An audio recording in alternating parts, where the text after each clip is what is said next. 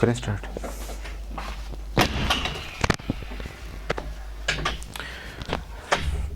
Hello dear student, so discuss करते हैं बेटा 11th केमिस्ट्री पीटीआरई का paper 51 number question. How many moles of electron weigh 1 kilogram. ठीक है, अपनों को 1 किलोग्राम कितने इलेक्ट्रॉन वे करेंगे वो बताना बेटा, है ना। तो अपने पास में देखो 1 इलेक्ट्रॉन, एक इलेक्ट्रॉन का मास कितना होता है?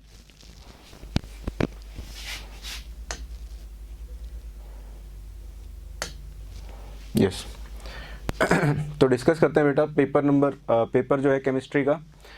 How many moles of electron weigh 1 kilogram. Okay, अपनों को पता है कि 1 इलेक्ट्रॉन का जो मास होता है कितना होता है बेटा? 9.1 इंटू 10⁻⁻31 kg। ठीक है, और मेरे को ये पता करना है कि 1 किलोग्राम में कितने इलेक्ट्रॉन होंगे। तो मैं क्या करता हूँ, 1 किलोग्राम में कितने इलेक्ट्रॉन होंगे? 1/9.1 इंटू 10⁻⁻31। मैं इस संख्या को यहाँ पे ले जाता हूँ तो नीचे आ जाएगी और यहाँ पे मेरे पास में 1 किलोग्राम आ जाएगा। तो इतने नंबर ऑफ इलेक्ट्रॉन, ठीक है, इतने नंबर ऑफ इलेक्ट्रॉन मिलके हमारे पास में 1 kg वेट आएगा। ठीक है, इसको आप फर्दर सॉल्व कर लीजिए तो आपके पास में जो आंसर आएगा वो आएगा 1/9.1 इंटू 10⁻+31। तो आपका ऑप्शन नंबर जो बी हो जाएगा वो करेक्ट मैच हो जाएगा। ठीक है, अब देखते हैं अगला क्वेश्चन अपने।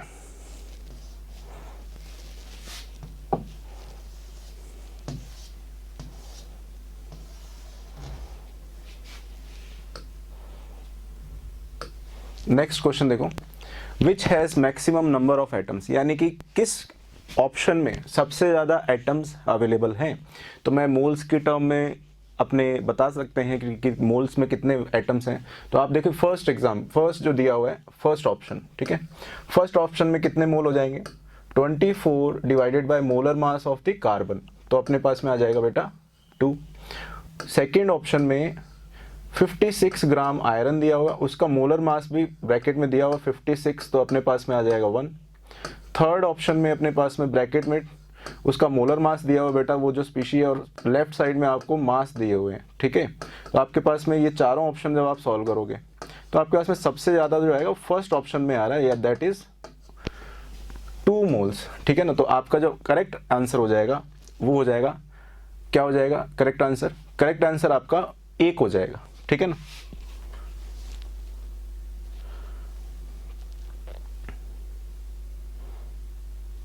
ओके। देन नेक्स्ट क्वेश्चन देखते हैं। Given that the abundance of isotopes, 3 isotopes हैं। आइसोटॉप्स क्या होते हैं? जिनके एटॉमिक वेट्स जो होते हैं, जो मास ऊपर लिखे हुए हैं, अलग अलग होते हैं, जिनके एटॉमिक नंबर सेम होते हैं। तो एटॉमिक नंबर सेम है, 26 है सभी का एटॉमिक नंबर, बट मास इनके अलग अलग होते हैं। इनके जब भी अबेंडेंस दिए जाएं तो आप इनको हमेशा मोल परसेंट की टर्म में काउंट करेंगे। तो मैं अगर मान लो मेरे पास में टोटल 100 मोल है, 100 मोल Fe लूँगा, एक Fe लूँगा, तो इसके अंदर मेरे पास में बेटा 5 मेरे पास में Fe54 होंगे, इसका मास 54 होगा क्योंकि 5% दिया है।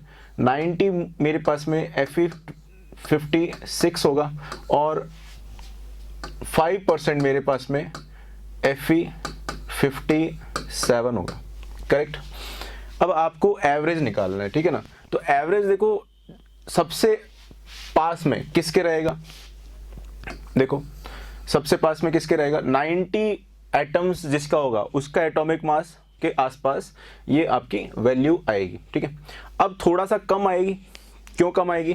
क्योंकि अपने पास में ये जो है ये 54 है, 2 वैल्यू कम है, ये 1 वैल्यू ज़्यादा है। ठीक है ना, तो आप अगर मीन निकालें, एवरेज निकालें इनके मास का, ठीक है ना, मीन निकालो यानी एवरेज निकालो, तो मीन निकालना आता है हमें 5 × 54 plus 90 × 56 plus 5 × 57 divided by total कितने हैं, 100 हैं एटम, 100 मोल माने थे मैंने। ठीक है ना, तो मीन निकाल दिया अपना, मीन मास। ठीक है ना, तो अपने पास में ये कितना आएगा सॉल्व करके, ये आ जाएगा 270 प्लस ये कितना आ जाएगा 9 × 56 करो आप, तो 6 × 9 हो जाएगा अपने पास में 54 4 5 चला गया, 5 आ गया 45 5040, ठीक है 5040 प्लस 5 इंटू 57, तो ये मेरे पास में आएगा 285 अपॉन में 100। सॉल्व करो बेटा, फर्दर इसे ऐड करो, इन तीनों का ऐड करो, तो अपने पास में ये आएगा 5, 8 प्लस 4 12, 12 प्लस 7 19, 1 5 5, ठीक है। तो ये आ जाएगा डिवाइडेड बाय 100। तो आप देखो करेक्ट मैच कौन सा आ रहा है, तो करेक्ट मैच अपने पास में आएगा 55.95, ये आपका करेक्ट आंसर होगा इसके अंदर। देखो बेटा सिंपल सा प्रोसेस है, सिंपल सी बात बताते हैं। इसके अंदर क्या होता है, जब भी परसेंटेज दिए जाते हैं 100% दिया गया है तो आप इसमें 100 मोल्स मान के काम करें, है ना। और ये 100 मोल मानेंगे तो आपको ये 590 और ये 5 मोल मिलेगा। तो 595 मोल्स हैं, अपनों को मीन एवरेज निकालना है। तो उसने एटॉमिक मास ऑफ Fe पूछा है, तो जब भी एटॉमिक मास होता है बेटा, जैसे Fe एटम का ऊपर आपने देखा होगा कुछ वैल्यू लिखी होती है, तो वो एटॉमिक मास क्या होता है, उन सब आइसोटोप्स, इसके जितने भी आइसोटोप्स हैं उन सब के वेट्स का एवरेज लिया जाता है। तो एवरेज हिसाब से ले लो, ठीक है ना, जो आंसर आएगा वो आपके पास में है, ठीक है। तो 55.95 का करेक्ट आंसर हो जाएगा। फिर चलते हैं नेक्स्ट क्वेश्चन पे, 54 पे।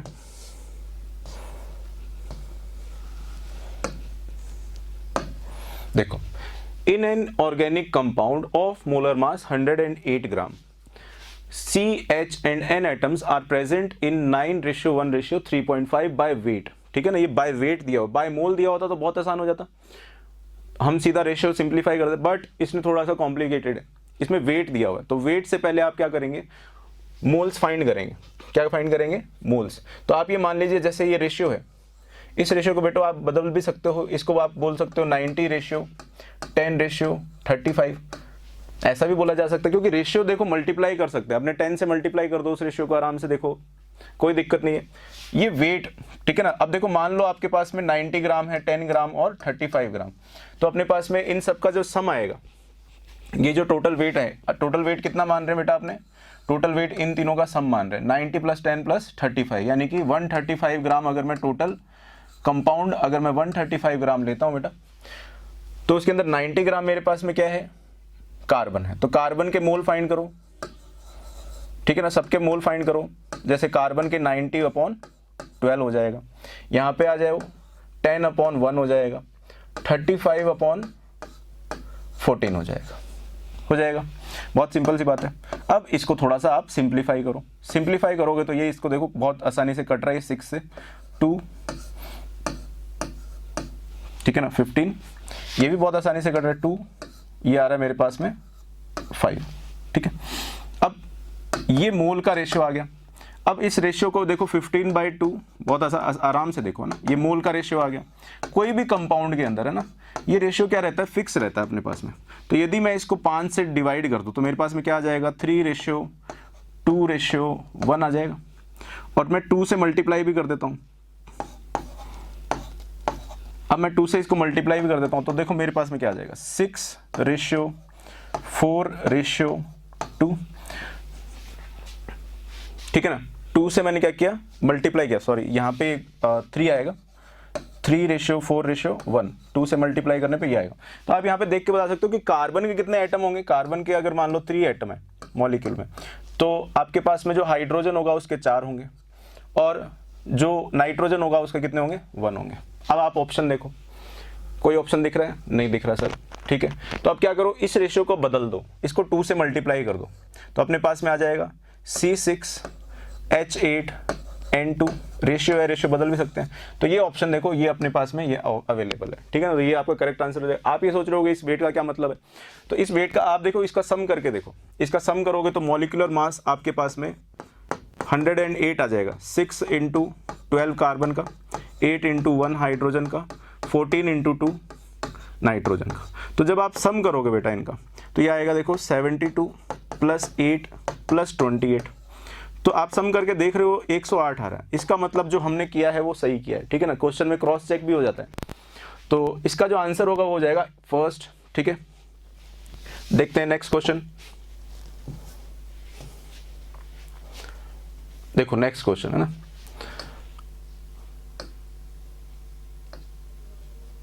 Okay, what volume of hydrogen gas at 273 kelvin and 1 atm pressure will be consumed in obtaining 21.6 gram of elemental boron.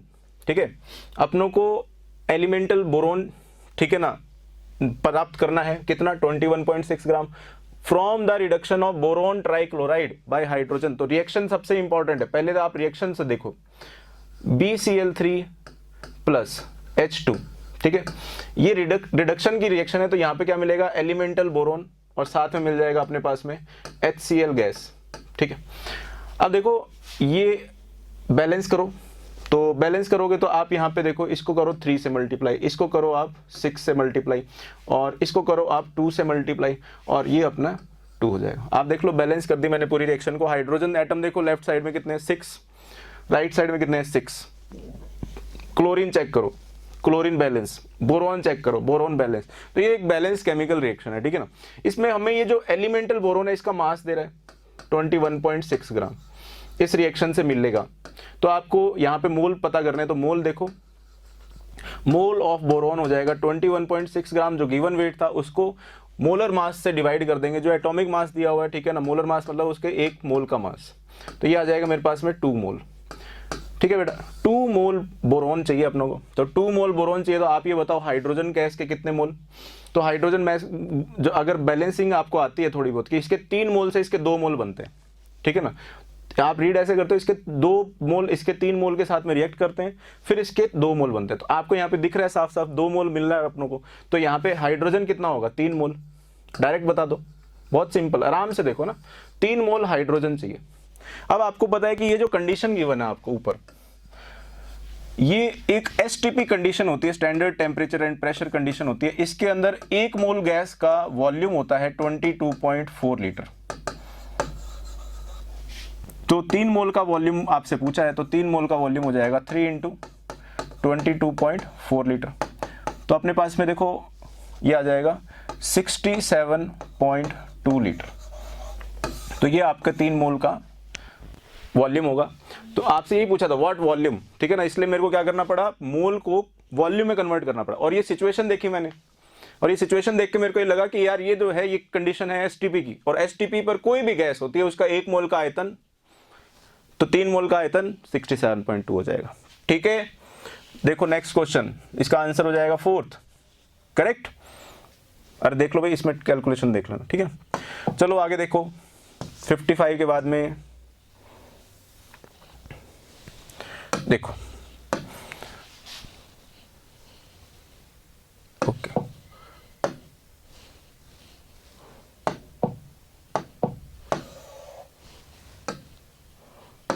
Question देखो, पढ़ो आराम से। Density of A 2.05 molar solution of acetic acid in water is 1.02 ग्राम पर ml। Molarity of the solution is, देखो बच्चों, कभी भी आपको देखो ये जो टर्म होती है मोलैरिटी, मोलैरिटी का मतलब होता है कि moles of solute upon volume of solution in litre, ये इसका फॉर्मूला होता है। तो जब आपको ये वैल्यू देता है 2.05, तो आप इसको रीड कर सकते हो कि बेटा इसको ऐसे रीड करो कि 2.05 mole is present in 1 litre solution. आप पुट करोगे यहाँ पे 2.5 mole volume of the solution 1 litre, तो आपके पास मोलैरिटी कितनी आ जाएगी, 2.05 आ जाएगी, है ना बेटा। आराम से देखो, ऐसा रीड करना होता है। तो ये रीड कर लिया आप लोगों ने, ठीक है, आप लोगों ने वॉल्यूम ऑफ सॉल्यूशन ले लिया और मोल ले लिए। मोल किसके हैं, ये सॉल्यूट के मोल है, यानी कि सॉल्यूट, ठीक है ना। ये वॉल्यूम किसका लिया, ये सॉल्यूशन का, ये लिखा हुआ। तो आपको डेंसिटी का यूज क्या करना है, डेंसिटी का यूज ये करना है बच्चों कि अपनों को मोलैलिटी जो टर्म है उसके अंदर मास चाहिए होता है।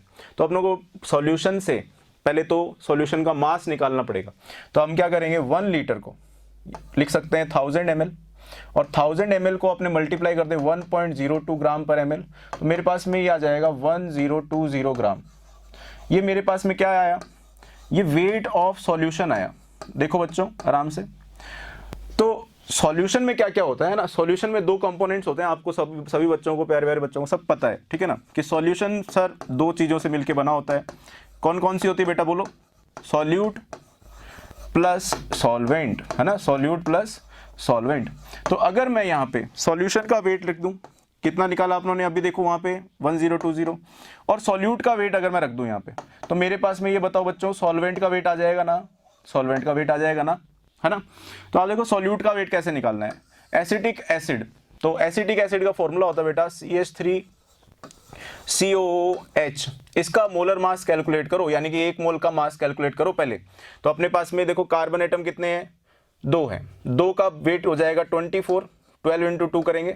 फिर अपने पास में हाइड्रोजन आइटम काउंट करो, कितने हैं, 4 है सर, 4 इंटू 1, प्लस ऑक्सीजन कितने हैं, 2 है सर, तो ये आ जाएगा 32। तो आप देखो आराम से ना, 32 प्लस 4 कितना हो जाता है, 36, 36 और 24, ओ 60 आ गया, बहुत आसान वैल्यू आ गया, 60 ग्राम। अब ये मोलर मास है बेटा, मतलब 60 ग्राम पर मोल। आराम से सुनो बच्चों, 1 मोल का मास है, 2.05 का कितना हो जाएगा, मल्टीप्लाई कर दो सर इसको, है ना।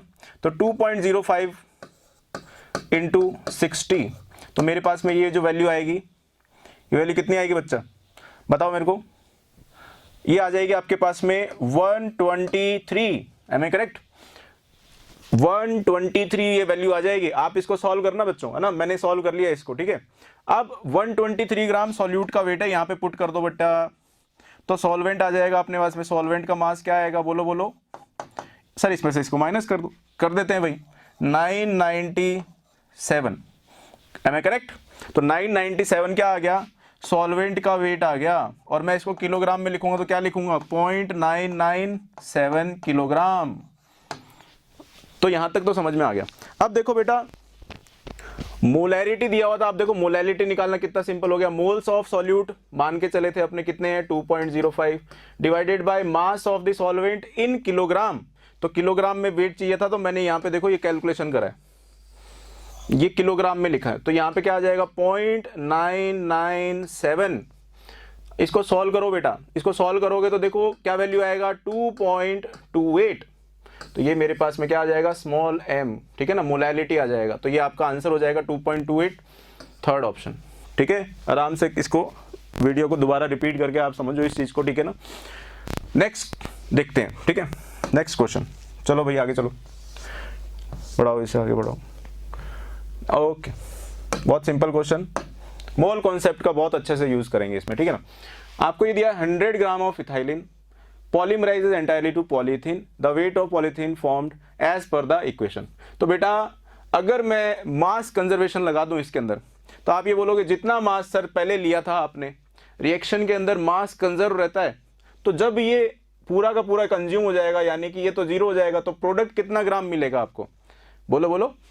100 ग्राम अगर रिएक्शन में वेट है, तो प्रोडक्ट कितना ग्राम मिलेगा, प्रोडक्ट भी 100 ग्राम बाय मास कंजर्वेशन। तो ये बहुत सिंपल सा क्वेश्चन था, मास कंजर्वेशन लगाओ और आपका जो आंसर है वो ये है इसका। मैं ज़्यादा इसमें एन वैन का यूज़ नहीं करूंगा, मैं सिंपल एक भाषा बोल रहा हूँ आपको कि मास कंजर्वेशन फॉलो होता है ये केमिकल रिएक्शन के अंदर। तो 100 ग्राम रिएक्टेंट है तो 100 ग्राम प्रोडक्ट बनेगा ही बनेगा, ठीक है। अगर ये पूरा का पूरा जीरो हो जाता, और जीरो तो करना ही अपनों को, पूरा का पूरा पॉलिथीन में कन्वर्ट करना अपनों को, ओके। तो इसका आंसर हो जाएगा बेटा सेकंड, आगे बढ़ो।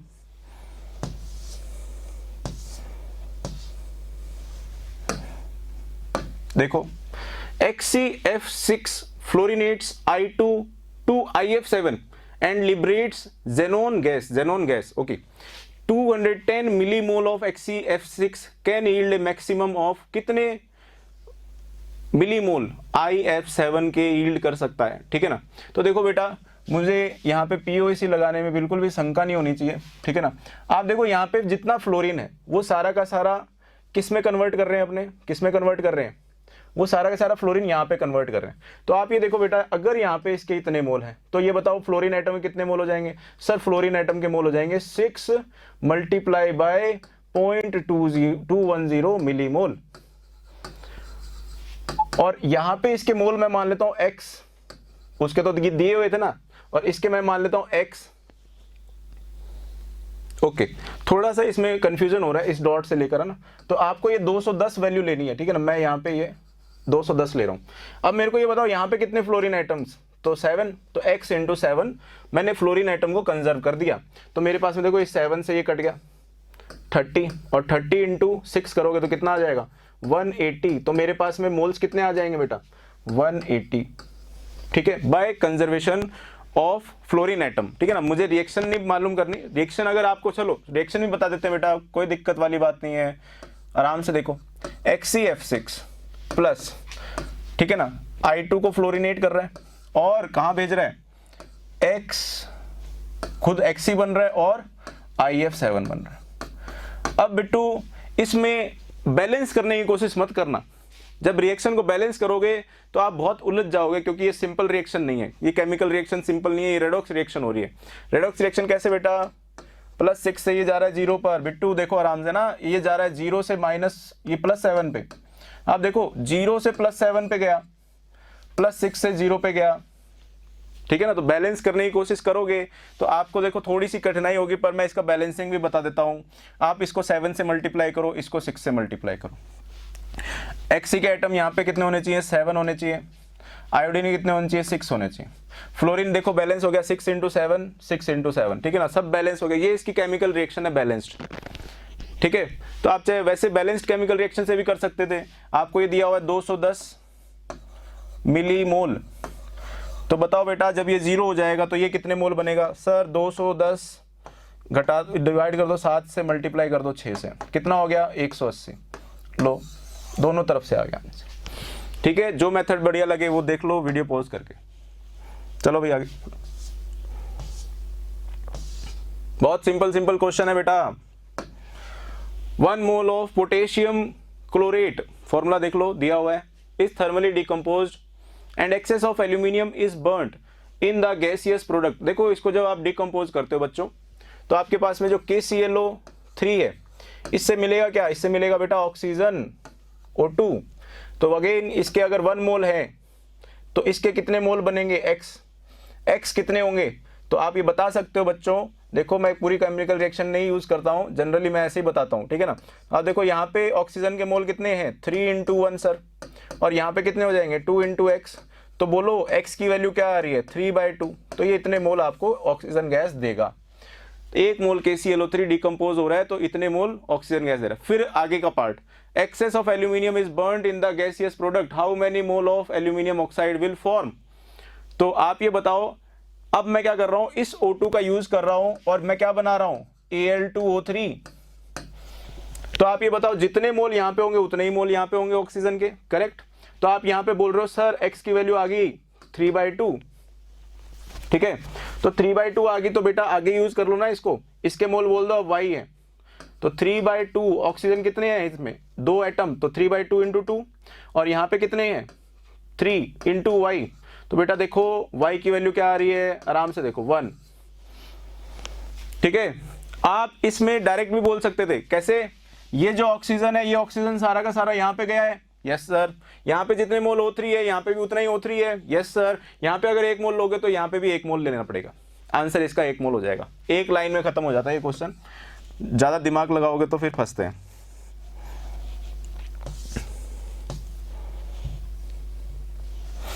तो POAC बोलते हैं इस मेथड को जो लगा रहे हैं अपने बार बार, ठीक है। POAC मेथड है, बहुत सिंपल सिंपल से क्वेश्चन है। देखो अगला question, 0.5 mole of H2SO4 is mixed with 0.2 mole of CaOH whole twice, the maximum number of CaSO4।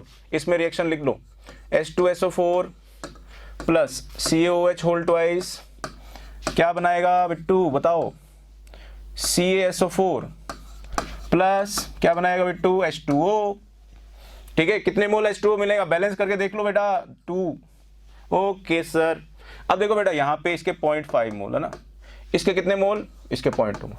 अब बताओ पहले कौन खत्म होगा, आराम से देखो कौन खत्म होगा, ये खत्म होगा सर, ये खत्म हो जाएगा तो इसके हिसाब से फिर CaSO4 बनेगा, ठीक है ना। तो लिमिटिंग रिएजेंट कौन है, ये है बेटा, क्योंकि ये कम मात्रा में है। इसका 1 मोल इसके 1 मोल के साथ में रिएक्ट करेगा, इसका 0.2 मोल इसके 0.2 मोल के साथ में रिएक्ट करेगा ना, तो इसका कितना बच जाएगा बताओ, 0.3 मोल बच जाएगा सर। और इसका कितना बनेगा, इसके 1 मोल इसका 1 मोल बनाता है, इसके 0.2 मोल इसके कितने मोल बनाएंगे, 0.2 मोल। अब बताओ CaSO4 के मोल कितने बने, तो बेटा आंसर हो जाएगा 0.2। चलो आगे, ओके। रेडॉक्स का क्वेश्चन है, equivalent mass of MnSO4 is half the molecular mass when it is converted to. तो देखो जो N फैक्टर है इक्विवेलेंट जो मास होता है वो बराबर होता है बेटा molecular mass by n factor. तो इक्विवेलेंट मास बोला है ये हाफ है इसका, इसको जब कट करेंगे तो ये आधा आ जाएगा। तो n का वैल्यू बोलो भी 2, तो n फैक्टर 2 आना चाहिए। ये +2 में है तो ये कौन सा प्रोडक्ट बनाए कि n फैक्टर 2 आ जाए, तो ये Mn+4 में जाना चाहिए। तो यहाँ से यहाँ पे +2 आ जाएगा, तो अपने पास में n फैक्टर जो चेंज होता है ऑक्सीडेशन स्टेट का वो होता है, ठीक है, पर मोलिक्यूल में। तो अपने ये देख लिया n फैक्टर 2 कब आएगा, जब Mn+4 वाले प्रोडक्ट बनाएगा। तो अपने पास में यहाँ पे Mn की ऑक्सीडेशन स्टेट कितनी है बेटा, यहाँ पे चेक करो, यहाँ पे चेक करो, और यहाँ पे चेक करोगे तो +4 दिखेगी आपको। ऑक्सीजन +2 होता है तो 2 बार, ठीक है ना, एक ऑक्सीजन +2 देगा, दूसरा ऑक्सीजन +2 देगा। तो आप क्या करते हो, मैक्सिमम काउंट करते हो, ऑक्सीजन -2 रखता है खुद, तो +4 और यहाँ पे -4 हो जाएगा, बैलेंस हो जाएगा, ठीक है ना। इसका आंसर जो आएगा वो आ जाएगा सेकंड। ओके, आगे चलते हैं बेटा। बहुत सिंपल क्वेश्चन है, 100% स्कोर होना चाहिए था इसमें। आगे देखो, the normality of point amongst the following, ठीक है ना, किस में हाईएस्ट ऑक्सीडेशन स्टेट दिख रही है, ठीक है ना। मैं डायरेक्ट बता दूं, यहाँ पे इसमें ऑक्सीडेशन स्टेट आप कैलकुलेट करो +3 आ रहा है, यहाँ पे आप कैलकुलेट करो +3 आ रहा है, यहाँ पे आप कैलकुलेट करो मैक्सिमम ऑक्सीजन का मानते हुए क्लोरीन का मानते हुए +6 आ रहा है, यहाँ पे आप कैलकुलेट करो +7 आ रहा है, फिर यहाँ पे अपने पास में +4 आ रहा है, +4, यहाँ पे अपने पास में MnO2 में +4 आ रहा है, फिर यहाँ पे अपने पास में आ रहा है +2, यहाँ पे अपने पास में आ रहा है +4। तो amongst the following the pair having both the metals in their highest oxidation state, तो बेटा Ti की जो हाईएस्ट ऑक्सीडेशन स्टेट होती है वो तो सही है, बट Mn की +7 होती है, ठीक है ना। सही आंसर हो जाएगा, Cr की +6 मैक्सिमम जा सकती है और Mn की +7 मैक्सिमम जा सकती है, ठीक है ना। तो अपने पास में CrO2Cl2 और MnO4-, ठीक है ना, ये सही आंसर हो जाएगा इसका। आगे बढ़ते हैं। अच्छा, इसमें आयरन की और भी जा सकती है बेटा, आयरन +4 में भी जाता है, ठीक है ना, आयरन +4 में भी जा सकता है, ठीक है, तो इसलिए हाईएस्ट नहीं है।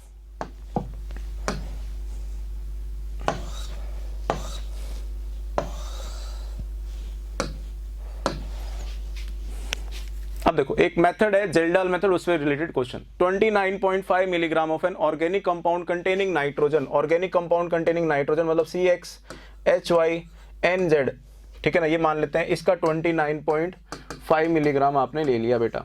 Was digested according to Kjeldahl method, इस मेथड से क्या हुआ, अमोनिया इवॉल्व होती है NH3। तो पहले तो आप ये बता डालो कि n एटम कंजर्व रहेगा सर, n एटम कंजर्व रहेगा, तो अपने पास में जो जितने मोल यहाँ पे होंगे उतने ही मोल क्या होंगे नाइट्रोजन के यहाँ पे आएंगे। फिर ये जो है इसको 20 ml 0.1 m HCl सॉल्यूशन, ठीक है ना, में एब्जॉर्ब कराया जाता है, ठीक है। The excess of the acid, excess of the, जो कुछ एसिड बच गया, ठीक है, कुछ NH3 के साथ में रिएक्ट कर गया, तो इसकी जब रिएक्शन कराई अपनों ने किसके साथ में, HCl के साथ में, तो यहाँ पे क्या होगा, ये आपका लिमिटिंग रिएजेंट हो जाएगा और ये आपका एक्सेस रिएजेंट हो जाएगा। तो इसकी कुछ अमाउंट बच जाएगी, वो अमाउंट जो है, वो बची हुई अमाउंट जो है वो अपने पास में, ठीक है ना, 15 मिलीलीटर ऑफ 0.1 m NaOH के साथ में कंप्लीट न्यूट्रलाइजेशन में चली जाती है। ओके सर, आप बताओ यहाँ पे क्या होगा, परसेंटेज नाइट्रोजन, ठीक है, मैं बता देता हूँ, बहुत आसान है, देखो कैसे बताएंगे।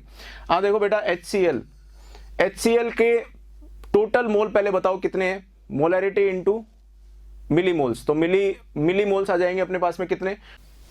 अब आपको ये पता चलेगा यहाँ पे NH3 कितना बना है, 0.5 मिलीमोल बना है, तो यहाँ पे आप फिर से POC लगाओ, तो आप देखो 0.5 मिलीमोल, 0.5 इंटू, अब यहाँ पे नाइट्रोजन का जो मोल होंगे वो भी 0.5 होंगे, और नाइट्रोजन के एटम का जो मास होता है वो होता है 14, तो मेरे पास में ये आ गया 7 मिलीग्राम ऑफ नाइट्रोजन। तो ये 7 मिलीग्राम आया कहाँ से है, इस 29.5 मिलीग्राम ऑर्गेनिक कंपाउंड में से। तो यहाँ पे बेटा अपने पास में जो मास हो जाएगा वो जाएगा 7 मिलीग्राम, परसेंटेज निकालना है, 7 मिलीग्राम अपॉन 29.5 मिलीग्राम इंटू क्या कर दूंगा मैं 100,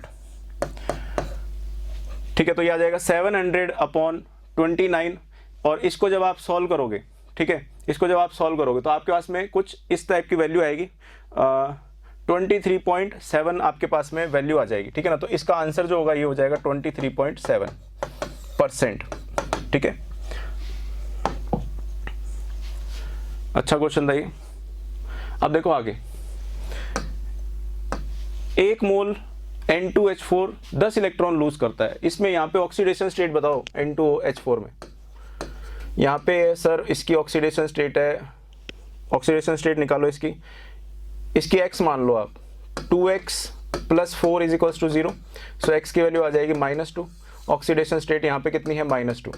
इसमें से क्या हुआ 10 इलेक्ट्रॉन इसने लूज कर दिया। 10 इलेक्ट्रॉन लूज कर दिया तो चार्ज बढ़ जाता है ना। हर नाइट्रोजन के ऊपर जो होगा, आप जो नाइट्रोजन है ठीक है ना, उसके ऊपर 10 इलेक्ट्रॉन ठीक है ना, आप 10 प्लस चार्ज आप इस पे ऐड कर दो। तो 10 2 पे है तो अपने पास में -4 ठीक है ना, ये -2 है तो -2 में आप क्या करो 5 ऐड करो। तो -2 में 5 ऐड करोगे तो अपने पास में क्या आ जाएगा +3 आ जाएगा। यानी कि ऐसा कंपाउंड बनाना है जिसमें क्या होगा ऑक्सीडेशन स्टेट +3 होगी। तो इसका जो सही आंसर हो जाएगा वो आ जाएगा +3। ठीक है।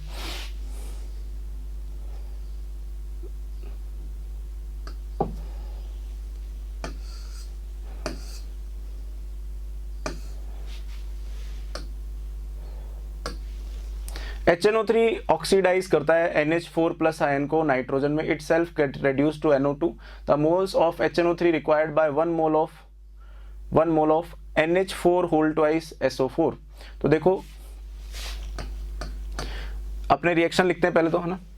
HNO3 की रिएक्शन हो रही है, HNO3 की रिएक्शन हो रही है किससे, NH4+ आयन से। किस फॉर्म में है, इस फॉर्म में ठीक है ना। इसका अगर मैं 1 मोल लूंगा ठीक है, इसका अगर मैं 1 मोल लेता हूं तो इस कंपाउंड के अंदर मेरे पास में NH4 कितने हैं, 2 हैं। तो मैं क्या करूंगा 1 × 2 ठीक है, 1 × 2। अब मेरे पास में ये देख के बताओ बेटा कि यहाँ पे अपने पास में जो ऑक्सीडाइज हो रहा है, मतलब NH4+ किस में ऑक्सीडाइज हो रहा है, NO2 में। तो यहाँ पे +4 में जा रहा है, यहाँ पे -3 पे था। तो यहाँ से चेंज कितना हो रहा है, -3 से +4 सर +7 का चेंज है ठीक है ना। तो 7 इसका एन फैक्टर हो जाएगा। तो इसके एन फैक्टर से अपने इसको मल्टीप्लाई कर देंगे। HNO3 कहाँ पे जा रहा है, HNO3 कहाँ पे जा रहा है, अच्छा NH4 को किसमें, सॉरी NH4 को नाइट्रोजन में कन्वर्ट कर रहे हो। तो NH4 को नाइट्रोजन में कन्वर्ट करोगे तो 0 पे जा रहा है ठीक है ना। तो यहाँ पे अपने पास में ये आ जाएगा 3 और HNO3 +4 में जा रहा है +5 से। तो यहाँ पे आप इसका एन फैक्टर क्या बोलोगे ठीक है ना, मोल्स इसके n मान लो, इसका एन फैक्टर क्या बोलोगे 1। तो इक्वेट करो तो यहाँ पे अपने पास में n की वैल्यू क्या आ जाएगी 6, यानी कि 6 मोल अपने पास में HNO3 यूज होंगे।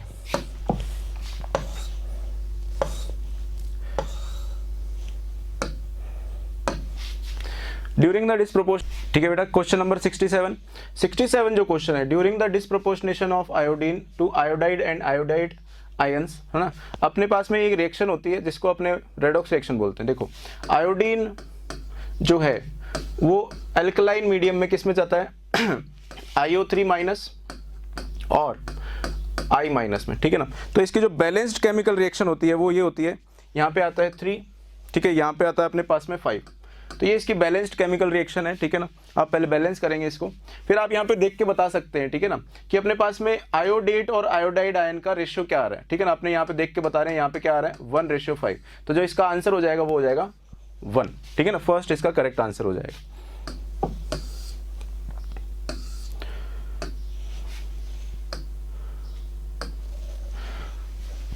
The orbit having Bohr radius equal to first Bohr orbit of hydrogen atom ठीक है।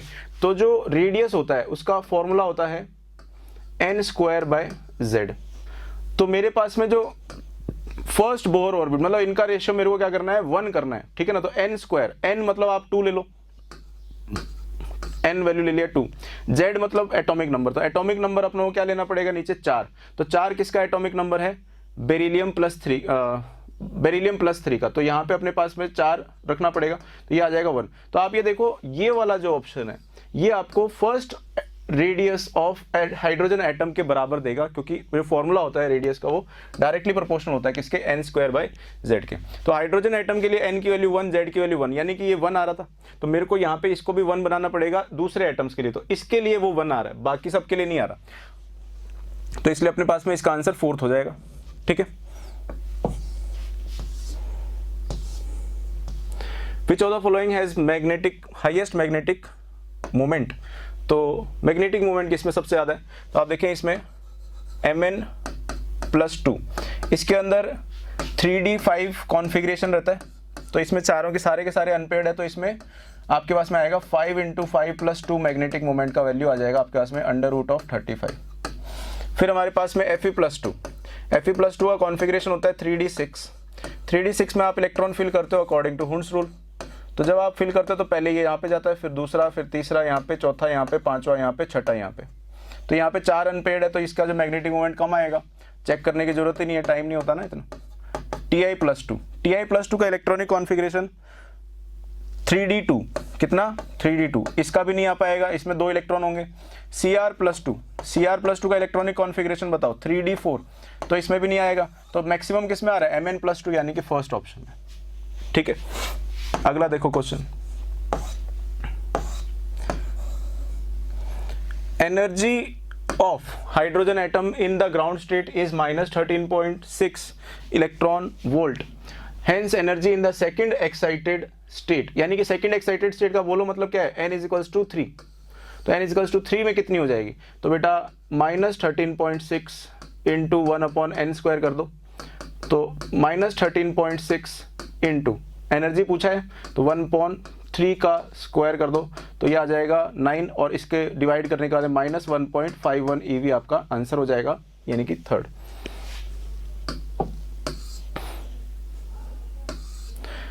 आगे देखो क्वेश्चन नंबर 71 में बोल रहा है uncertainty in the position of an particle delta x 10⁻⁻15, और इसका मास दिया हुआ पार्टिकल का कितना 25 ग्राम। ठीक है, यानी कि 25 × 10⁻³ kilogram. Uncertainty in velocity will be, है ना, h का वैल्यू दिया हुआ है, तो अपने पास में एक फॉर्मूला होता है ΔX × m∆V > h/4π। तो यहाँ पे ΔX की वैल्यू पुट करो -15, m का वैल्यू पुट करो 25 × 10⁻³ ΔV will be greater than or equal to h की वैल्यू 6.6 × 10⁻34 और 4π। ठीक है बेटा, इसको सॉल्व करो, ठीक है ना, इसको सॉल्व करो और देखो इसमें क्या आ रहा है, अपने देखो इसको आराम से सॉल्व करो। ठीक है, ΔV = 6.6 × 10⁻34 डिवाइडेड बाय 4π, ठीक है ना, इंटू 25 इंटू, इन दोनों को कलेक्ट करके साथ में लिख दो 10⁻18। ठीक है, इसको आप सॉल्व करो तो आप देखो 10⁻34 दिया हुआ है, -34 दिया, एक ही ऑप्शन है जो 10⁻18 के आसपास का है। ठीक है ना, तो आपका जो सही आंसर होगा, आप ये वाली वैल्यूज देखो केवल। ठीक है, तो आपका जो आंसर होगा वो फर्स्ट हो जाएगा अकॉर्डिंग टू, अगर मैं इनको सॉल्व करता हूं तो मेरे पास में लगभग उसकी 10⁻18 के आसपास की वैल्यू आएगी, तो ये आंसर हो जाएगा, आपको कैलकुलेशन करने की जरूरत नहीं है।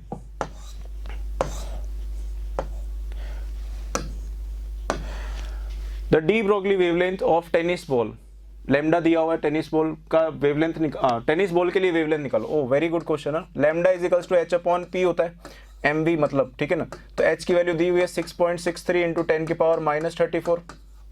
आप टेनिस बॉल का वेट रख दो यहाँ पे 60 × 10⁻³ किलोग्राम, और वेलोसिटी 10 मीटर/सेकंड।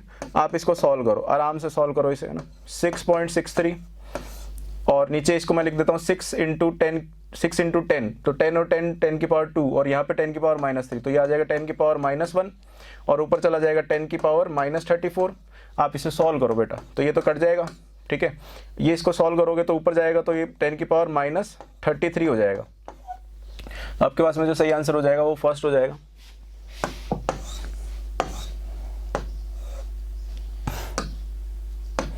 फिर in Bohr series of lines of hydrogen atom, ठीक है ना, the third line from the red end corresponds to which one of the following inner orbit jumps of the electron.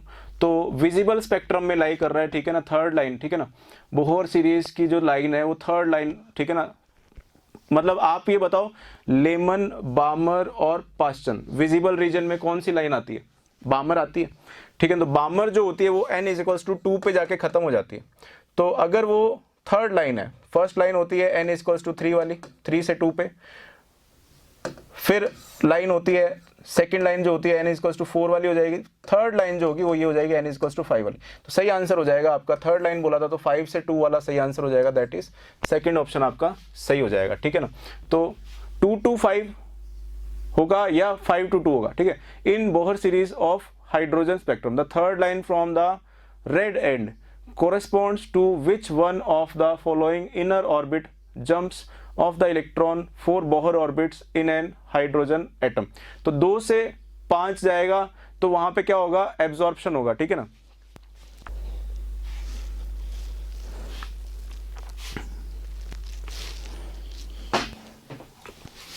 ठीक है, next question देखो। The ionization enthalpy of hydrogen is this. The energy required to excite the electron from n equals to 1 to n equals to 2। तो इतनी जो energy है, ये energy किस लिए रिक्वायर है, ये आयनाइजेशन एनर्जी बोलते हैं बेटा। n इज इक्वल्स टू 1 से जब अपने एलिमिनेट करके इसको n इक्वल्स टू इनफाइनाइट पे भेज देते हैं, ठीक है ना। तो यानी कि अपने पास में अब मेरे को जो चाहिए वो क्या चाहिए, n इज इक्वल्स टू 1 से n इक्वल्स टू 2 में चाहिए। तो मैं क्या करता हूँ, इस वैल्यू को 1.312 इंटू 10 की पावर 6, ठीक है ना। ये वाली वैल्यू जो है, इस वाली वैल्यू को मैं मीन वैल्यू ले लेता हूँ, यानी कि 1 पे इतनी एनर्जी इलेक्ट्रॉन की थी, फिर यहाँ पे जाके एनर्जी क्या हो जाती है, 0 हो जाती है। तो E1 मैं ले लेता हूँ 1.312 इंटू 10 की पावर 6, ठीक है ना। और E इन्फिनिटी पे n इक्वल्स टू इन्फिनिटी पे 0 हो जाता है। तो मैं ये वैल्यू ले लेता हूँ, ये मेरे पास में इलेक्ट्रॉन की, ठीक है ना, इतनी एक्साइटेशन लगती है।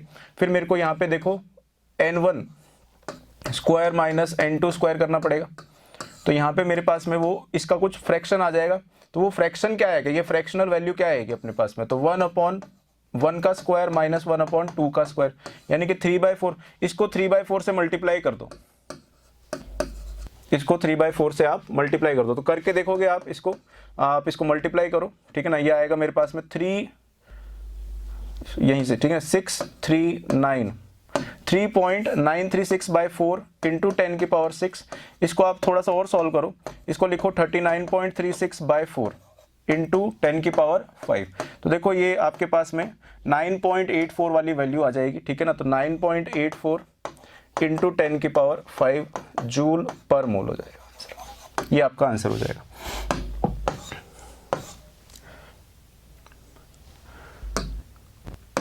ठीक है, विच of the following set of quantum numbers represent the highest energy of atom, ठीक है ना। आप n+l रूल से देखते हो बेटा इसको,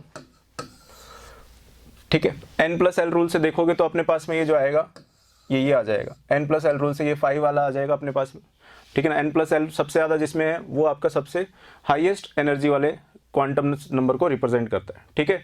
तो दैट्स इट, ये अपने सॉल्यूशन हो गए, ठीक है ना, PTRE के। Thank you for watching.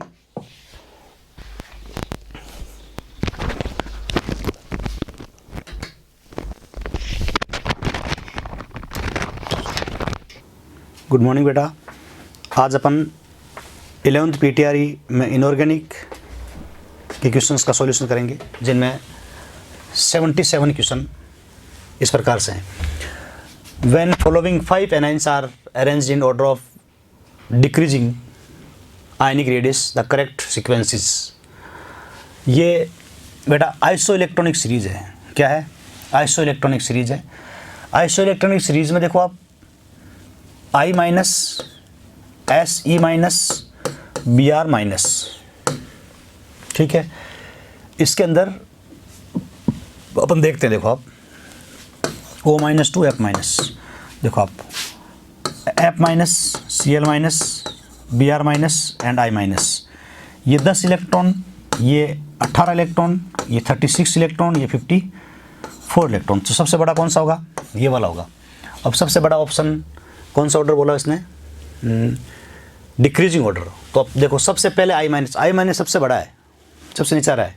इसका I माइनस सबसे पहले किसमें है? या तो आंसर जाएगा दूसरा या जाएगा तीसरा।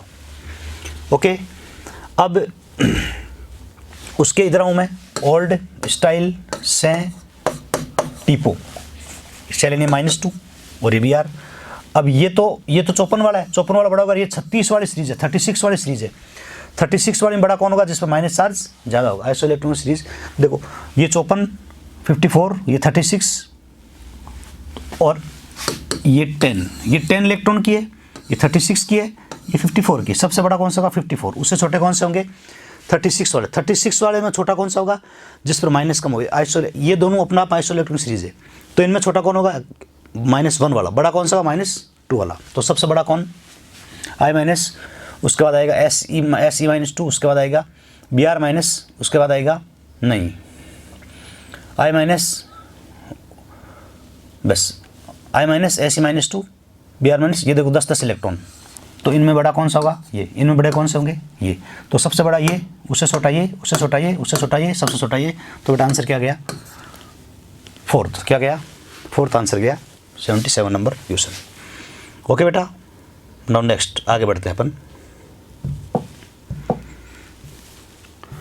77 के बाद बेटा क्वेश्चन स्टार्ट होता है 78, क्वेश्चन नंबर 78। शुरू करते हैं अपन 78। The correct ionisation energy of sodium, magnesium, aluminium, silicon.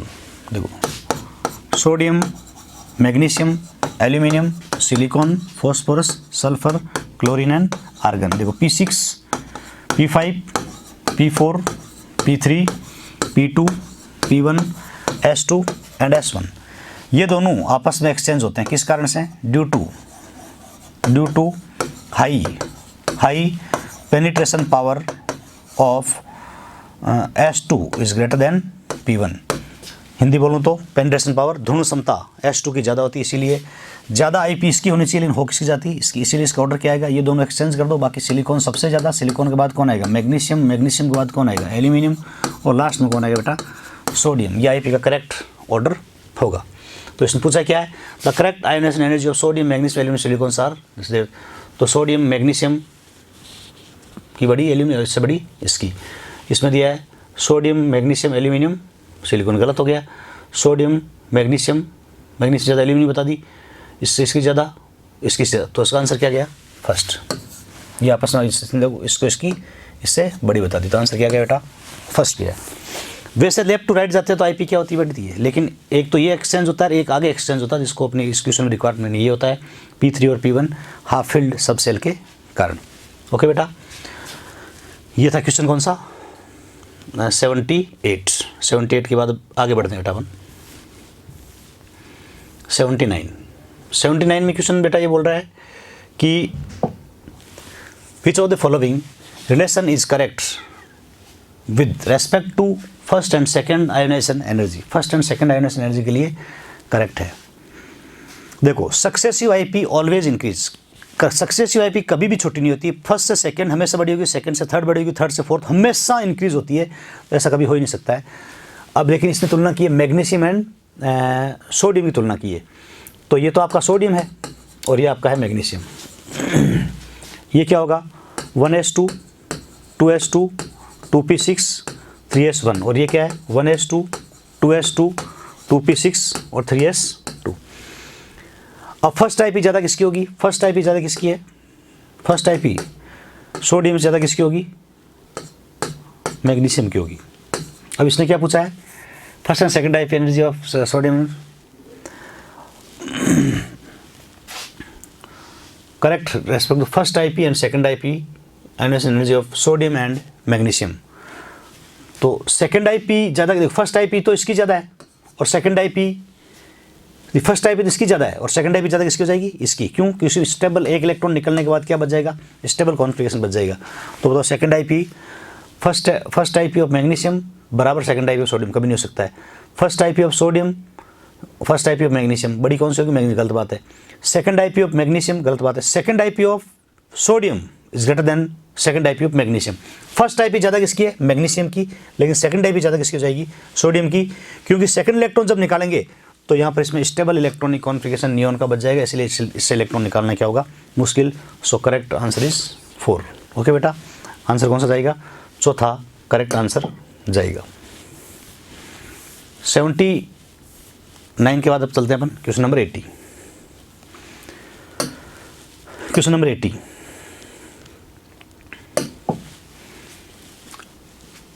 The formation of oxides, oxide ion O-2 required first an exothermic then an endothermic step SO flow। First endo है, देखो first E है, generally क्या होती है exothermic, लेकिन second क्या होगी endothermic, क्योंकि ये ऑलरेडी ये तो न्यूट्रल में इलेक्ट्रॉन ऐड कर रहे हैं तो रिपल्सन नहीं होगा। अब मोनोवैलेंट एनायन में आप इलेक्ट्रॉन ऐड करोगे तो इलेक्ट्रॉन और मोनोवैलेंट एनायन के बीच में क्या होगा, रिपल्सन होगा, तो इलेक्ट्रॉन लेने की इच्छा नहीं होगी, तो प्रोसेस क्या हो जाएगा, एंडोथर्मिक हो जाएगा। ये बोल रहा है O-2 ion will tend to resist the addition of another electron on the account of same charge. Same charge होने के कारण अगले इलेक्ट्रॉन को लेने के लिए क्या करेगा, रेजिस्ट करेगा, लेने की कोशिश नहीं करेगा, इसीलिए आंसर क्या जाएगा बेटा, फर्स्ट। ओके, फर्स्ट आंसर जाएगा इसका। नेक्स्ट 80 के बाद बेटा 81, क्वेश्चन नंबर 81 क्वेश्चन बोल रहा है अपने को, which of the following statement is incorrect. The tendency to attract bond pair of electron in case of hybrid orbitals following order. बिल्कुल sp की इलेक्ट्रोनेगेटिविटी क्या होती है, ज़्यादा होती है, sp2 की उससे कम होती है, sp3 की सबसे कम होती है, क्योंकि sp में s कैरेक्टर 50% होता है, ज़्यादा होता है, ज़्यादा s कैरेक्टर होने से साइज छोटी होगी, साइज छोटी होगी न्यूक्लियस के पास होगा, न्यूक्लियस के पास होगा तो इलेक्ट्रोनेगेटिविटी क्या होगी, ज़्यादा होगी। Alkali metals generally have negative value of electron, बिल्कुल ठीक बात है। The average oxidation state of this is greater then this.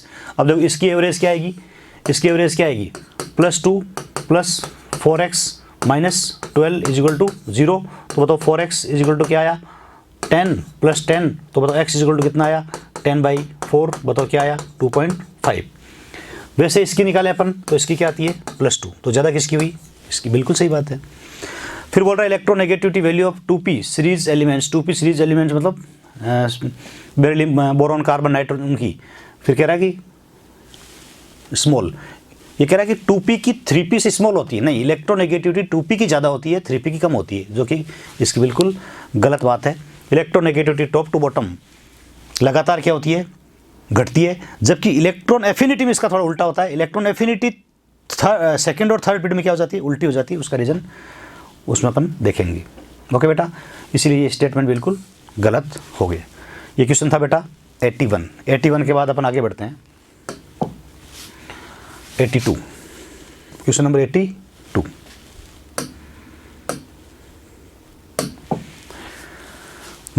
Which one of the following statement is correct? The element like FCl, BrO, etc. having high values of electron affinity act as strong oxidizing agent. ये element like high value of electron affinity act as strong oxidizing, ठीक बात है। The element having have low value of ionization energy act as strong reducing agent, बिल्कुल सही बात है। The formation of S-2 is an endothermic process, सारी बातें सही है, क्योंकि ये क्या है, ये क्या बेटा, ये फर्स्ट प्लस सेकंड ये का योग है, और फर्स्ट प्लस सेकंड ये का योग हमेशा क्या होता है, एंडोथर्मिक होता है। ये भी स्टेटमेंट सही है। और बताओ रिड्यूसिंग एजेंट कौन होता है, जिसकी आईपी कम होती है। ऑक्सीडाइजिंग एजेंट कौन होता है, जिसकी इलेक्ट्रॉन एफिनिटी क्या होती है, ज़्यादा होती है। इसीलिए इसमें ऑल ऑप्शंस आर करेक्ट है, सभी ऑप्शन क्या है बेटा, करेक्ट। ओके बेटा, नेक्स्ट आगे बढ़ते हैं अपन 82 के बाद चलते हैं अपन 83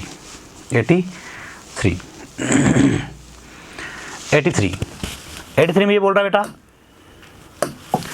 the number of POP bonds in tricyclic metaphosphoric acid. Tricyclic metaphosphoric acid इस प्रकार से होता है, HPO3 का थ्राइस, या मैं इसको लिख सकता हूँ, मैं इसको इस प्रकार से लिखता हूँ H3P3O9।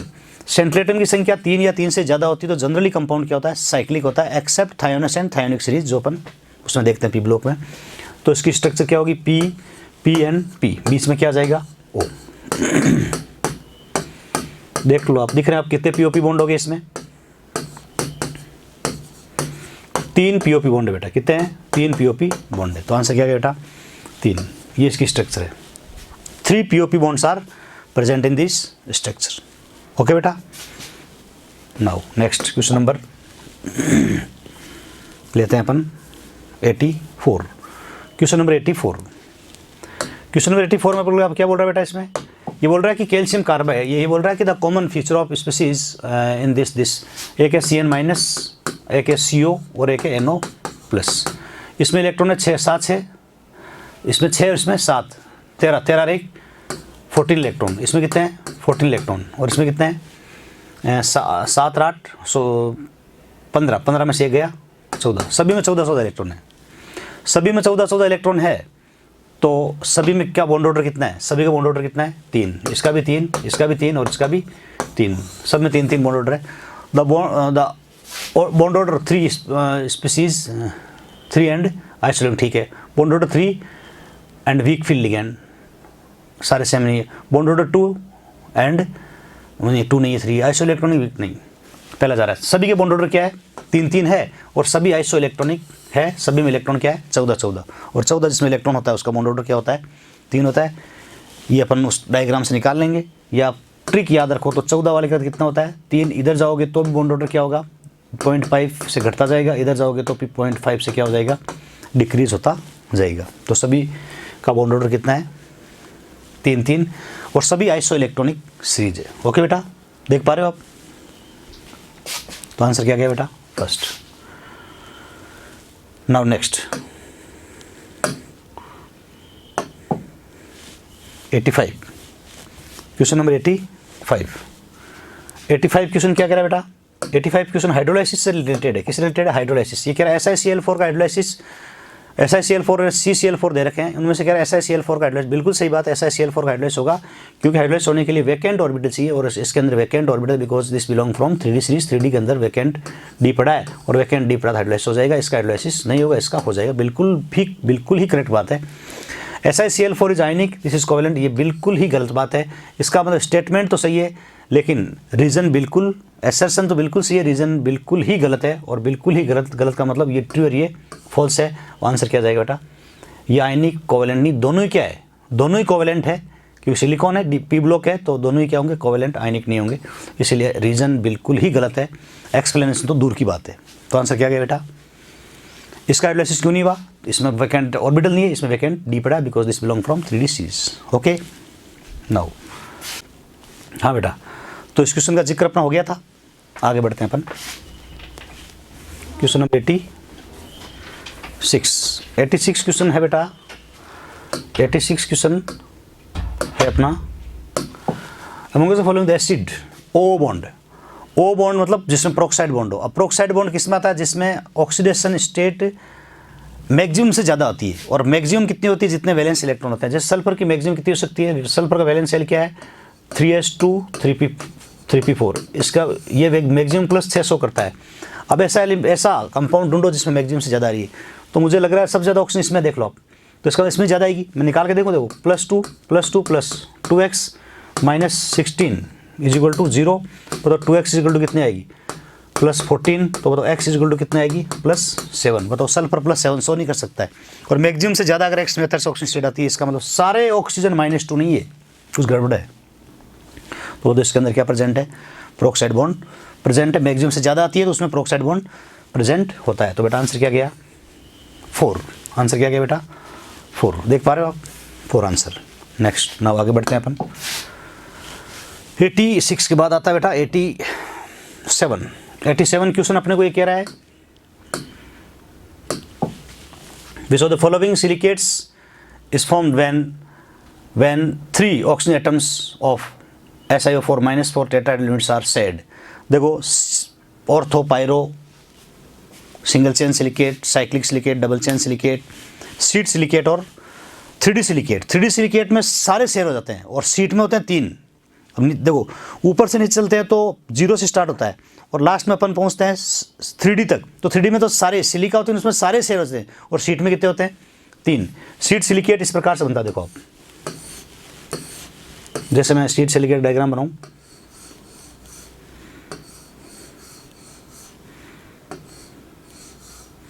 ये सीट सिलिकेट। अब सीट सिलिकेट कोई एक देख लो आप, फ्री सेड सेड सेड, कितने शेयर हुए 3 शेयर हो रहे हैं, एक क्या है फ्री है, 3 शेयरिंग और एक फ्री, किस में होता है बेटा 3 ही बोल रहा है ना, ये 3 एटम्स आर और सिलिकेट आर शेयर्ड, बिल्कुल सही है। सीट सिलिकेट के अंदर तीनों ही क्या हो जाते हैं शेयरिंग कर लेते हैं। ओके बेटा, अब देख लो इस प्रकार से डायग्राम बनेगा, पूरा डायग्राम। 87 के बाद स्टार्ट करते हैं बेटा 88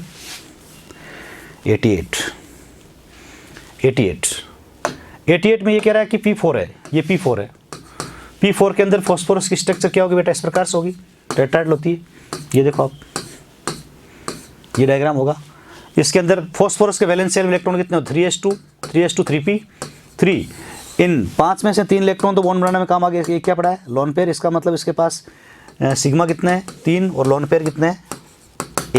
1 और 3 कितना हुआ? 4 और 4 का मतलब हाइब्रिडाइजेशन क्या हुआ? sp3 और sp3 है। इसका मतलब 25% तो क्या है? 25% तो क्या है? s और 75% क्या है? p। इसीलिए आंसर क्या गया बेटा? 4। क्या गया? 4। आप देख सकते हो ये फॉस्फोरस की स्ट्रक्चर है किसकी? p4 की। ओके, नाउ नेक्स्ट 88 के बाद अपन आगे बढ़ते हैं 89 89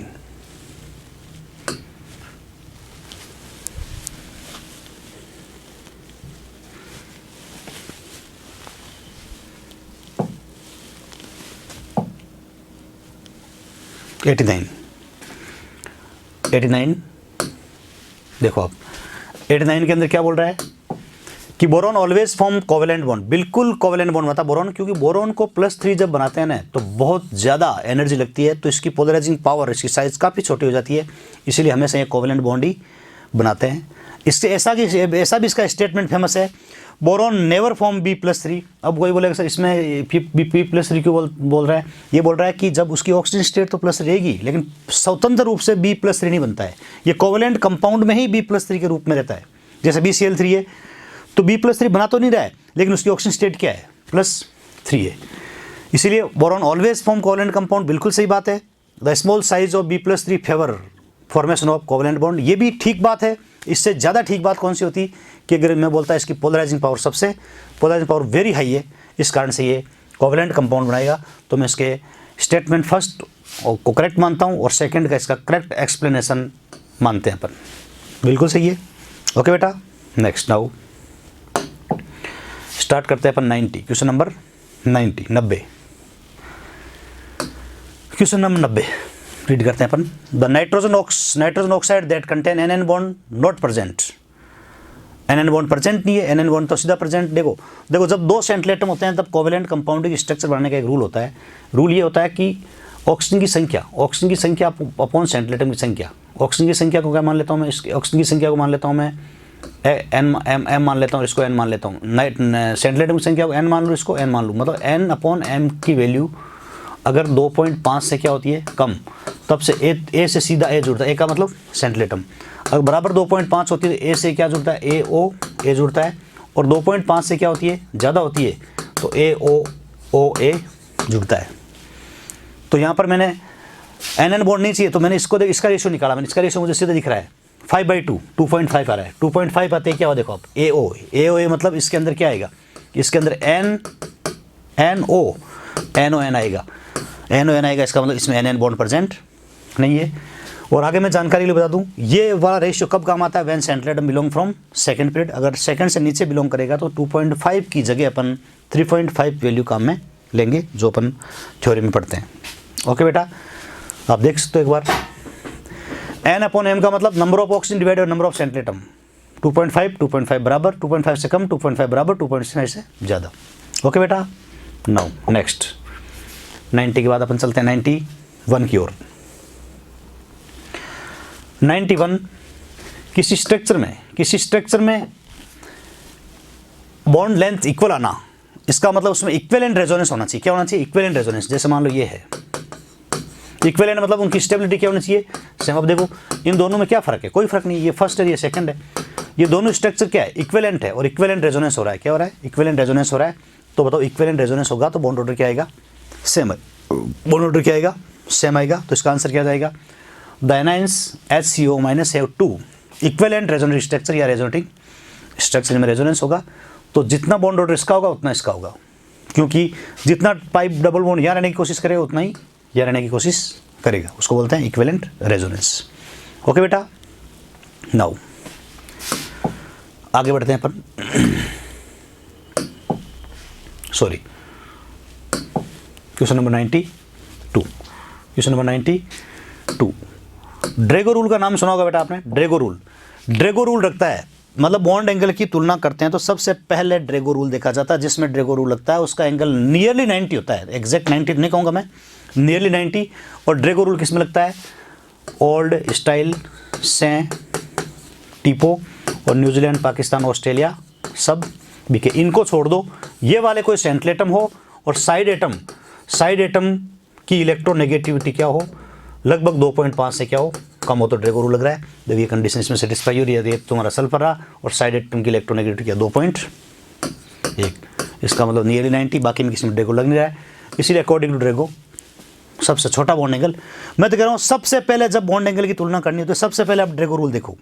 ड्रैगो रूल कब लगता है, when central atom belong from this और साइड एटम इलेक्ट्रॉन 2.5 से लगभग कम होनी चाहिए, तो ड्रैगो रूल लगता है। ड्रैगो रूल जिसमें लगता है उसका एंगल लगभग 90 होता है, बाकी से हमेशा क्या होगा, छोटा होगा, 101%। ओके बेटा, इसीलिए H2S में ड्रैगो लग रहा है, ड्रैगो बोल दो या नो नीड ऑफ हाइब्रिडेशन बोल दो। नाउ आगे बढ़ते हैं अपन 92 के बाद अपन आगे बढ़ते हैं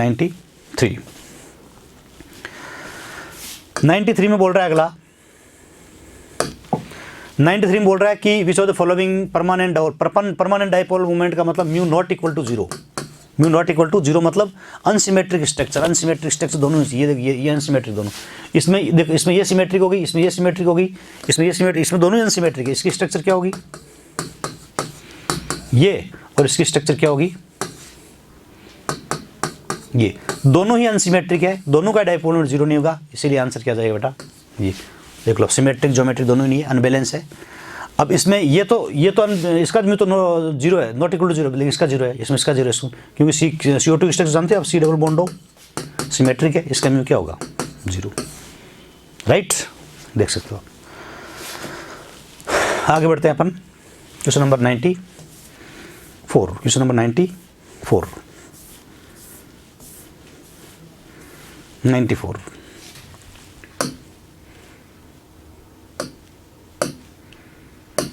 94 बोलते थे bond order of NO 2.5 and NO plus B plus 2.3 which of the following statement true for this two species. But this bond order directly proportional to bond strength inversely proportional to bond length. आप जानते हो, तो मुझे बताओ, ये कह रहा है कि bond length of NO plus greater नहीं होगी, कम होगी। Bond length of NO is greater then NO plus, बिल्कुल ग्रेटर होगी, क्योंकि इसका बॉन्ड ऑर्डर कितना है, 2.5 है, इसका 3 है, तो 2.5 वाले की बॉन्ड लेंथ ज़्यादा होगी 3 वाले से, इसीलिए आंसर क्या जाएगा, सेकंड करेक्ट जाता हो दिख रहा है मुझे answer. Right, bond order directly proportional bond strength inversely proportional to bond length. Okay बेटा, क्वेश्चन नंबर 95 क्वेश्चन अपने बोल रहा है ये, which of the following has the regular tetrahedral geometry. Regular tetrahedral geometry का मतलब lone pair zero, lone pair क्या हो, जीरो हो और 4 सिग्मा बॉन्ड हो। अब इसके अंदर वैलेंस शेल में 8 इलेक्ट्रॉन है, 8 में से 4 काम आ गए, 2 लोन पेयर पड़े हैं। इसके अंदर 6 वैलेंस इलेक्ट्रॉन सल्फर में, 6 में से 4 काम आ गए, 1 लोन पेयर पड़ा है। इसके पास 3 तो होते हैं, एक माइनस लगने से कितने हो गए, 4, और चारों 4 फ्लोरीन के साथ क्या बना रहे, बॉन्ड, तो 4 सिग्मा लोन पेयर है ही नहीं, तो इसका मतलब यही आंसर जा रहा है, 1 2 3 और ये 4। 3 तो वैलेंस बोरोन फैमिली में, बोरोन 3 तो होते ही, एक माइनस लगने से कितने हो गए, 4, चारों के चारों काम आ गए, इसका मतलब सिग्मा कितना है, 4, लोन पेयर क्या है, 0। तो बताओ हाइब्रिडेशन क्या आया, sp3 क्या आया, sp3। और रेगुलर टेट्राहेड्रल ज्योमेट्री आएगी, रेगुलर टेट्राहेड्रल ज्योमेट्री आएगी। ओके बेटा, 95 के बाद आगे बढ़ते हैं अपन 96 अपने को ये बोल रहा है कि based on lattice energy and other consideration which one of the following alkali metals chlorides is expected to have highest melting point lattice energy directly proportional to charge होती है, inversely proportional to क्या होती है, size। तो anion सब में constant है, Cl minus है। अब बदल कौन रहे, cation, Li plus Na plus K plus and Rb plus. अब अपने को क्या देखना है, लेटिस एनर्जी आयनिक कंपाउंड में जिसका क्या होगा, बेस्ड ऑन लेटिस एनर्जी, मतलब हाईएस्ट मेल्टिंग पॉइंट हाईएस्ट किसका होगा, आयनिक कंपाउंड को। पहले आयनिक और कोवेलेंट को छांटना पड़ेगा। इसमें ये वाला कंपाउंड तो कौन सा है, कोवेलेंट है, और ये कौन सा है, आयनिक है। ये कोवेलेंट है, ये आयनिक है। कोवेलेंट ज़्यादा किसकी होगी, आयनिक की। एक से ज़्यादा कोवेलेंट होंगे तो उनमें डिफरेंस इलेक्ट्रोनेगेटिव देखेंगे, और एक से ज़्यादा आयनिक होंगे तो लेटिस एनर्जी देखेंगे। लेटिस एनर्जी के डायरेक्टली प्रोपोर्शनल टू क्या होगा, मेल्टिंग पॉइंट होगा। अब लेटिस एनर्जी ज़्यादा किसकी होगी, लेटिस एनर्जी ज़्यादा किसकी होगी, जिसकी साइज छोटी होगी। तो आंसर क्या जाएगा बेटा इसमें, NaCl, क्योंकि इसको तो काट दिया, ये तो कोवेलेंट हो गया, ये तो क्या हो गया, कोवेलेंट हो गया, और ये आयनिक है, और आयनिक में देखा मैंने लेटिस एनर्जी चेक की तो चार्ज तो सब पे क्या है, चार्ज तो सब पे क्या है, सेम है। साइज सबसे छोटी किसकी है, सोडियम की, इसीलिए इसका मेल्टिंग पॉइंट सबसे ज़्यादा होगा। इसीलिए आंसर क्या जाएगा बेटा, सेकंड। कौन सा आंसर जाएगा, सेकंड आंसर जाएगा। क्वेश्चन नंबर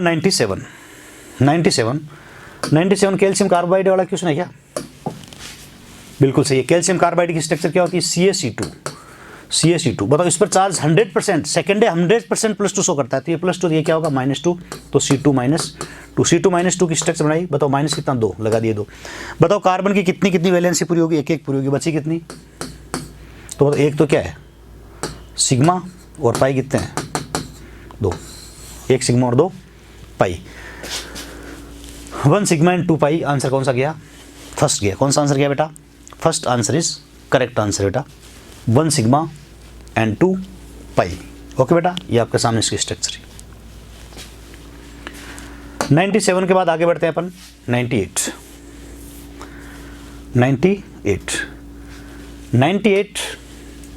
क्या कह रहा है, 98 कह रहा है कि नाइट्रेटों को गर्म किया। नाइट्रेटों को नॉर्मली देखो, नॉर्मल नाइट्रेट, मेटल नाइट्रेटों को गर्म करते हैं। मेटल नाइट्रेटों को जब गर्म करते हैं तो मेटल ऑक्साइड प्लस मेटल नाइट्रेटों को गर्म करते हैं तो metal oxide plus NO2 plus O2 मिल जाता है। बैलेंस तो मैंने किया नहीं, O2 मिल जाता है, लेकिन ना कि रब से मतलब सोडियम पोटेशियम सीजियम, इनको गर्म करते हैं तो इनको गर्म करते हैं, नाइट्रेटों को ज़्यादा गर्म करते हैं ना, ज़्यादा, तो 800 के आसपास बोल रहा है, कितना 800, तो इसका मतलब इसमें क्या मिलेगा, metal oxide plus N2 plus O2 का निर्माण होता है। तो अगला क्या करा है, गर्म करने से क्या मिलता है, ना तो देखो NO2 मिलेगा इसमें, ना O2 तो मिलता है इसमें, N2 मिलेगा। Sodium nitrate decompose above to gives, इससे ऊपर गर्म करोगे तो नाइट्रोजन गैस देगा, O2 भी देगा, O2 तो नॉर्मली देगा, लेकिन नाइट्रोजन विशेष गैस है, इसलिए इसका आंसर अपन क्या देंगे, नाइट्रेट देगा। क्या देगा, सॉरी नाइट्रेट क्या, नाइट्रोजन गैस देगा। क्या देगा, नाइट्रोजन गैस देगा साथ में, परंतु O2 भी देगा। लेकिन मैंने अपन O2 तो बाकी में भी होती है, इसीलिए अपन इसका विशेष प्रोडक्ट क्या है, N2, इसीलिए आंसर क्या जाएगा बेटा, N2। क्या जाएगा, N2, देख सकते हो। आगे बढ़ते हैं अपन 98 के बाद बात करते हैं अपन 99 की। 99 अपने को क्या कह रहा है, 99 अपने को कह रहा है alkali metals dissolve in liquid ammonia to give blue solution. एक अमोनेटेड इलेक्ट्रॉन बनता है, इसके कारण इसका ब्लू कलर आता है। Alkali metal liquid ammonium gives solvated species of type of this. बिल्कुल सही बात है। अमोनेट ब्लू कलर आने का रीज़न क्या होता है, अमोनेटेड इलेक्ट्रॉन होता है, जिसके इलेक्ट्रॉन को